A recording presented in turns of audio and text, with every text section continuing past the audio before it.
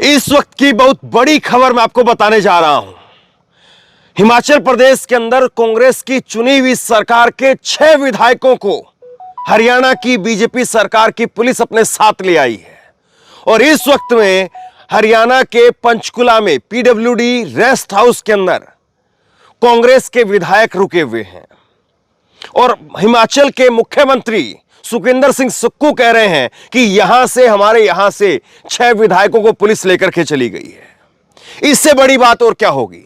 एक तरफ आज दिन भर राज्यसभा के चुनाव के लिए इधर से उधर क्रॉस वोटिंग करवाई जाती रही और दूसरी तरफ बीजेपी अब हिमाचल की सरकार गिराने की साजिश कर रही है। हिमाचल की सरकार गिराने का खेल चल रहा है, यह कांग्रेस की तरफ से आरोप लगाया जा रहा है और कांग्रेस के मुख्यमंत्री ने सामने आकर के इस बात को कहा है कि हमारे 6 विधायकों को हरियाणा की डबल इंजन की सरकार वो लेकर के चली गई है। और मत भूलिए, इसी तरह से राजस्थान से भी विधायकों को ठहराया गया था गुरुग्राम के पास में, राजस्थान के विधायकों को।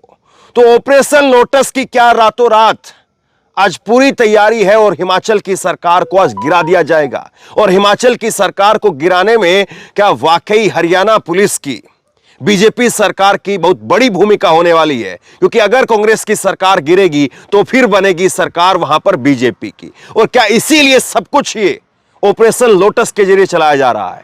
मैं चाहता हूं कि सबसे पहले आप मुख्यमंत्री सुखविंदर सिंह सुक्खू का बयान आप सुन लीजिए और उसके बाद में उन्होंने जो कहा है, उनकी जो बाइट है वो भी मैं आपको सुनाऊंगा। सबसे पहले आप ये उनका बयान देखिए। सुखविंदर सिंह सुक्खू का बयान अभी एएनआई की तरफ से फ्लैश ट्वीट आया है।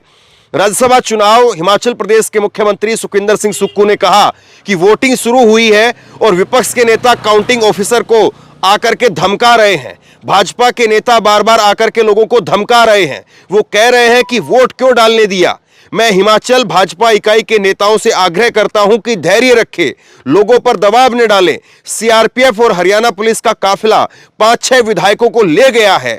मैं कह सकता हूं कि जो लोग चले गए हैं उनके परिवार उनसे संपर्क कर रहे हैं। मैं उनसे आग्रह करता हूं कि वो अपने परिवारों से संपर्क करें। चिंता करने की कोई जरूरत नहीं है। अभी चिंता करने की जरूरत नहीं है या चिंता खड़ी हो चुकी है। सीआरपीएफ और हरियाणा पुलिस का एक काफिला 5 से 6 विधायकों को लेकर के पंचकुला पहुंच चुका है। इस वक्त में पीडब्ल्यूडी रेस्ट हाउस के अंदर विधायक मौजूद हैं। लोगों को डराया जा रहा है, धमकाया जा रहा है, काउंटिंग वहां पर हो रही है। सोचिए कि यह सब कुछ एक राज्यसभा चुनाव के लिए हो रहा है तो लोकसभा में क्या कुछ तांडव होगा। सुनिए जरा एक बार हिमाचल प्रदेश के मुख्यमंत्री क्या कह रहे हैं। जिस तरह अभी काउंटिंग शुरू हुई है और विपक्ष के नेता काउंटिंग हॉल के पास आकर बार बार काउंटिंग ऑफिसरों को धमका रहे हैं, ये लोकतंत्र के लिए अच्छा नहीं है। अभी आपने अभी देखा कि भारतीय जनता पार्टी के नेता बार बार आके बोल रहे हैं कि वोट क्यों डालने दिया। अगर आप वोट ही नहीं डालने देंगे तो कैसे लोकतंत्र और राज्यसभा में चुनावों में वोटों की गिनती कैसे शुरू होगी। कितनी देर इन्होंने वोटों की गिनती को रोकी है। मैं भारतीय जनता पार्टी की जो हिमाचल इकाई के जो नेता है उनको कहना चाहूंगा, सब्र रखिए और इतना ज्यादा लोगों को दबाव में मत डालिए। और जो विधायकों को लेकर सीआरपीएफ की और हरियाणा पुलिस की कॉन्वे जो लेके गई है वो 5-6 विधायकों को लेकर गए हैं। और निश्चित तौर पर मैं कह सकता हूं कि जो लोग गए हैं उनके परिवार के लोग उनसे संपर्क कर रहे हैं और वो अपने परिवार से जरूर संपर्क करें। और इसमें कोई घबराने की बात नहीं है। लोकतंत्र में मत पक्ष और विपक्ष दोनों रहते हैं, लेकिन विपक्ष जिस प्रकार की गुंडागर्दी हिमाचल प्रदेश में करने की कोशिश कर रहा है, हिमाचल की जनता उसको कभी स्वीकार नहीं करेगी। तो इस वक्त बड़ी खबर आई है, हरियाणा में, हिमाचल में सरकार गिराने का खतरा। 6 कांग्रेसी समेत 9 एमएलए हरियाणा पहुंचे। इन पर क्रॉस वोटिंग का शक है। काउंटिंग इस वक्त में रोक दी गई है। इससे पहले खबर थी कि उन्हें सीआरपीएफ की सुरक्षा मिली है। हिमाचल प्रदेश में राज्यसभा की सिर्फ एक सीट के लिए मंगलवार को हुई वोटिंग में कांग्रेसी विधायकों के जमकर क्रॉस वोटिंग करने की अटकलों के बाद सीएम सुखविंदर सिंह सुक्खू की अगुवाई वाली सरकार खतरे में आ गई है। हिमाचल में कांग्रेस के 6 और 3 निर्दलीय विधायक भाजपा के हक में क्रॉस वोटिंग करने की चर्चा है। कांग्रेसी विधायकों में सुजानपुर के राजेंद्र राणा, धर्मशाला के सुधीर शर्मा और कुटहेलगढ़ के देविंदर भुट्टो, बड़सर के आईडी लखनपाल, लाहौल स्पीति के रवि ठाकुर और गगरगेट के चैतन्य शर्मा का नाम आ रहा है। ये सभी वोटिंग से पहले एक बड़ी गाड़ी में विधानसभा पहुंचे। विधानसभा के बाहर गाड़ी से उतरते ही भाजपा विधायक विक्रम ठाकुर और अशोक और राकेश जमलवाल इनसे मिले। अब इस वक्त में कांग्रेस के विधायक, 6 कांग्रेस के विधायक और 3 निर्दलीय विधायक वो पंचकुला पहुंच गए हैं और बीजेपी के विधायक उनको लीड कर रहे हैं। वहां से बीजेपी की डबल इंजन की हरियाणा की सरकार हिमाचल के विधायकों को लेकर के आ रही है। इसको अपहरण कहें, किडनैपिंग कहें या खुलेआम खुले दिल से अंतरात्मा की आवाज कहें, लेकिन जो कुछ हो रहा है वो देश का लोकतंत्र भी देख रहा है और देश की जनता भी देख रही है। 2024 के लोकसभा चुनाव से पहले किस तरह का तांडव हो रहा है, एक सीट को जीतने के लिए या सरकार गिरा करके अपनी सरकार बनाने के लिए, हिमाचल प्रदेश में अपनी सरकार बनाने के लिए।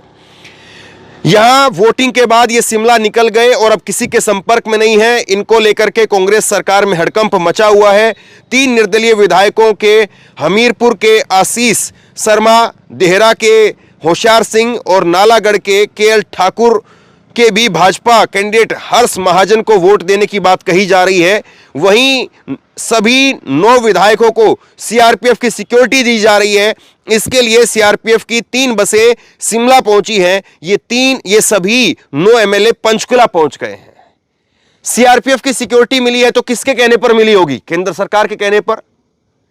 तो सोचिए किस तरह से खेल चल रहा है। ये केवल हिमाचल और हरियाणा का खेल नहीं है, ये दिल्ली से सब कुछ मॉनिटरिंग हो रहा है और दिल्ली से सब कुछ मॉनिटरिंग हो रही है। और अगर विधायकों को रातों रात इस तरह से लेकर के दूसरी जगह शिफ्ट किया जा रहा है, रातों रात विधायकों को दूसरी जगह पहुंचाया जा रहा है, तो सोचिए फिर क्या कुछ नहीं हो सकता और क्या कुछ हो रहा है। इन 9 विधायकों को सीआरपीएफ की सिक्योरिटी दी जा रही है।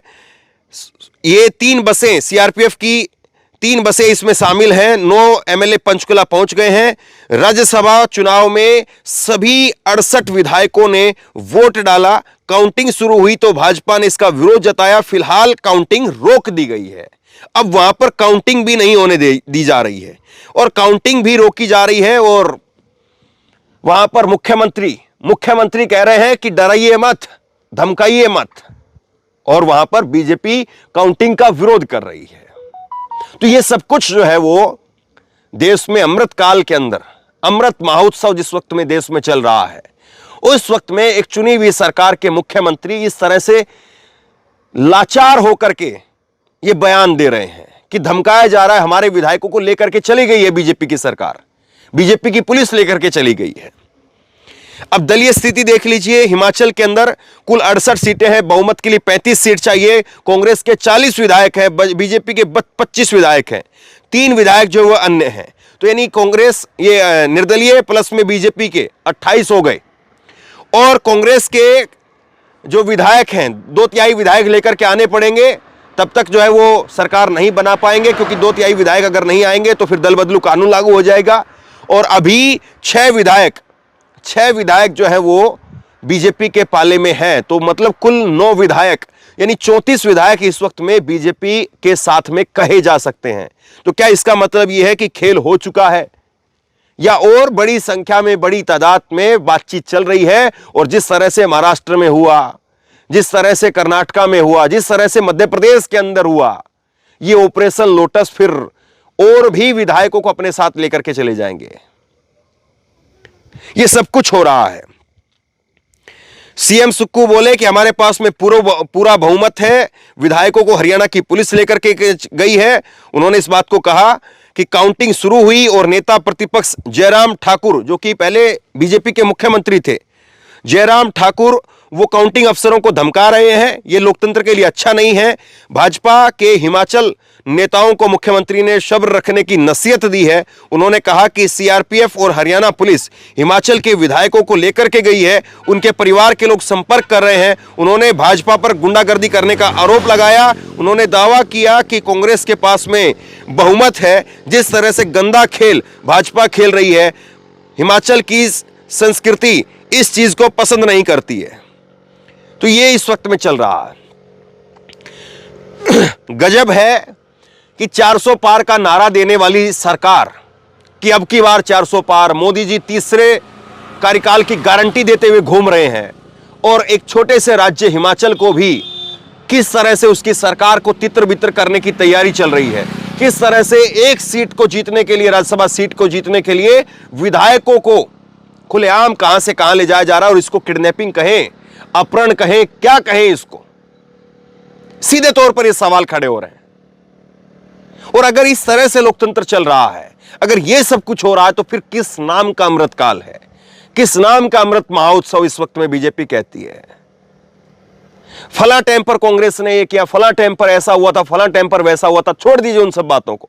आज जो हो रहा है वो सही हो रहा है या गलत हो रहा है, इस पर बात कीजिए। कब किसने क्या किया, तो आज किसी को कुछ करने का हक नहीं मिल जाता। अगर किसी ने, कांग्रेस ने या किसी फला पार्टी ने पीछे अगर बीते सालों में अगर गलत किया, तो आज बीजेपी को यह हक नहीं मिल जाता कि वो गलत करेगी। और आज ये रात का अंधेरा, आज की ये रात, ये हिमाचल प्रदेश की सरकार के लिए बहुत भारी रात हो सकती है।